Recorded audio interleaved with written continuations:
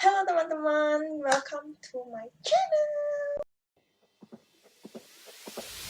Tonight we're running on the right track. I know we never gonna look back. Nah, teman-teman tahu nggak sih, selama ini kan kita meningkatkan imunitas tubuh kita dengan sayur, buah, ataupun suplemen vitamin. Tapi teman-teman tahu nggak sih, ada hal lainnya yang bisa meningkatkan imunitas tubuh kita, yaitu rempah. Nah, di Indonesia ini dikenal dengan rempah yang berlimpah. Dilihat dari makanan dan minumannya, banyak banget menggunakan bahan rempah. Nah, selain itu, rempah juga murah dan dapat ditemukan di mana-mana, seperti pasar tradisional, supermarket, bahkan juga ada yang tumbuh liar di mana-mana. Nah, karena itu aku mau kasih info ke kalian tentang 5 rempah yang dapat meningkatkan imunitas tubuh kita. Lego! Yang pertama ada jahe. Nah, jahe atau dengan nama latin Zingiber officinale ini siapa sih yang nggak tahu? Tanaman rimpang yang sangat populer di kalangan masyarakat ini kaya akan manfaat. Biasanya jahe ini terdapat dalam masakan ataupun minuman khas Indonesia. Yang manfaatnya sebagai bumbu dapur dan juga memiliki sensasi hangat di tenggorokan ketika dikonsumsi. Tetapi ternyata tidak hanya itu. Bahkan di antara masyarakat banyak yang mengandalkan Jahe untuk menyembuhkan penyakit daripada obat berbahan kimia. Salah satunya jahe ini dikenal ampuh menyembuhkan batuk dan masuk angin. Nah, kandungan apa aja yang ada di jahe ini? Yuk kita simak satu-satu bersama-sama. Yang pertama ada ketonzingeron. Nah, ketonzingeron ini yang menyebabkan rasa panas sehingga dapat memberikan sensasi hangat pada tubuh nih. Biasanya teman-teman yang suka konsumsi seperti wedang jahe ataupun minuman-minuman yang mengandung jahe lainnya atau makanan apapun itu kadang merasakan ada sensasi hangat di dalam tenggorokan gitu. Nah, kemudian jahe juga mengandung sogaol dan gingerol. Sogaol dan gingerol ini memiliki efektivitas sebagai antiemetik yang artinya dapat mengatasi mual dan muntah. Nah, gingerol ini juga dapat berefek sebagai antipiretik atau penurun demam. Selain itu, dalam suatu penelitian, jahe juga terbukti dapat meningkatkan daya tahan tubuh yang hal ini ditunjukkan dengan adanya respon kekebalan tubuh terhadap mikroba asing. Nah, selain itu, jahe juga memiliki peran sebagai antitusif atau meredakan batuk, analgesik atau pereda nyeri, antivirus, anti jamur, dan antitoksik. Berikutnya yang kedua ada kencur. Kencur atau nama latin Kaempferia galanga, sama halnya dengan jahe, kencur ini juga banyak digunakan oleh nenek moyang kita baik dalam bumbu masakan maupun obat, sehingga hal ini berlangsung secara turun-temurun hingga saat ini.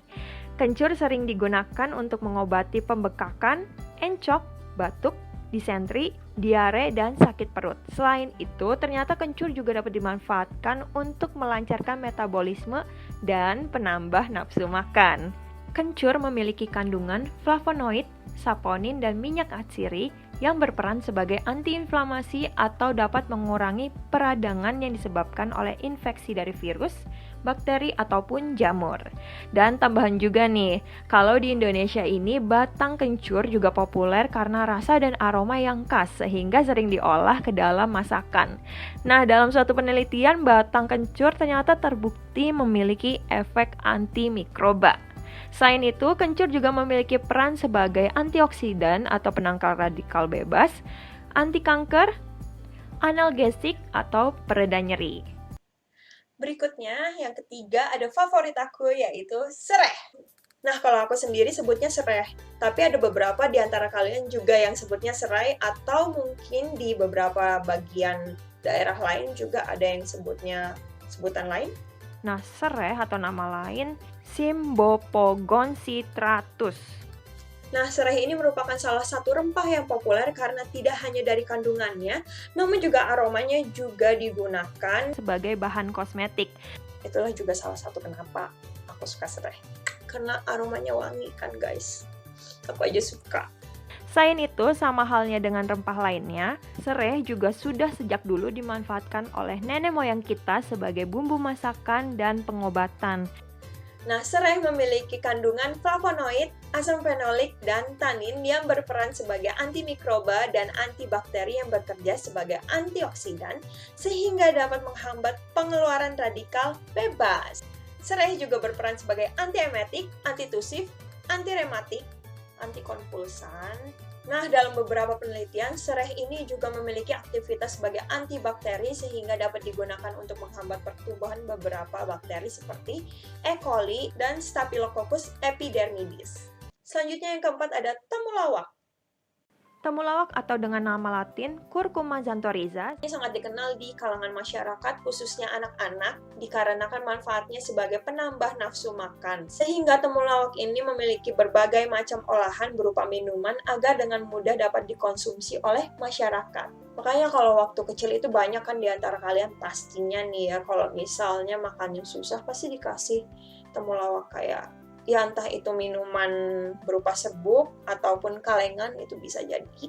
Kandungan dalam temulawak yaitu kurkumin dapat meningkatkan sistem ketahanan tubuh terhadap serangan patogen yakni yang juga sebagai antidislipidemia, antioksidan, antiinflamasi, antivirus, anti jamur, mengikat merkuri dan kadmium, mencegah kanker serta dapat melindungi hati. bukan hati yang tersakiti ya.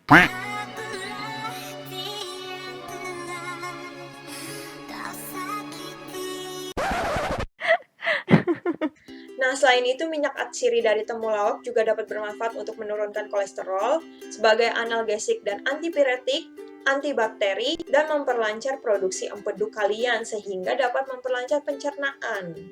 Akhirnya, last but not least, kunyit Kunyit atau nama lain Curcuma longa adalah salah satu rempah yang umumnya digunakan masyarakat, terutama sebagai bumbu dapur yang menghasilkan banyak hidangan populer khas Indonesia.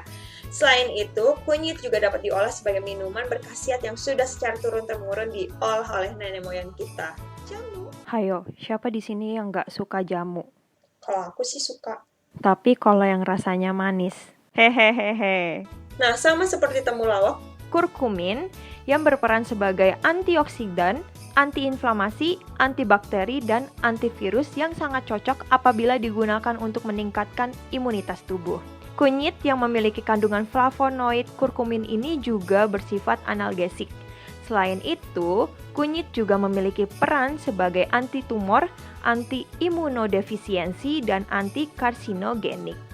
dan for your information, dalam suatu penelitian didapatkan bahwa kunyit juga mengandung senyawa polar yang berkhasiat sebagai anti-anemia. Nah, itu dia video dari aku. Semoga kalian suka. Jangan lupa teman-teman untuk stay safe dan patuhi aturan protokol kesehatan ya. Thank you for watching dan tunggu di next video selanjutnya. Bye!